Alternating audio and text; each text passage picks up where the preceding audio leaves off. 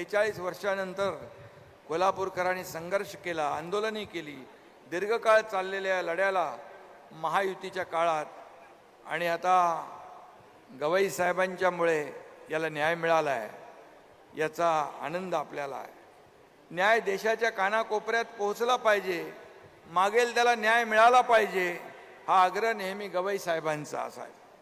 मला आठवतंय 3 महिन्यापूर्वी छत्रपती संभाजीनगरमध्ये झालेल्या सत्कार समारंभात देखील गवई साहेबांनी कोल्हापूर खंडपीठाच्या मागणीला पाठिंबा असल्याचं जाहीर केलं होतं. महाडच्या देखील उद्घाटनाच्या वेळेस देखील त्यांनी म्हटलं होतं.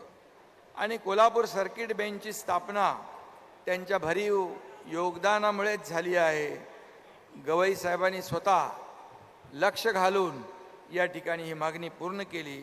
खऱ्या अर्थाने महाराष्ट्राच्या सुपुत्राने आपल्या मायभूमीचे पांग फेडले असं म्हटलं तर वावगं ठरणार नाही.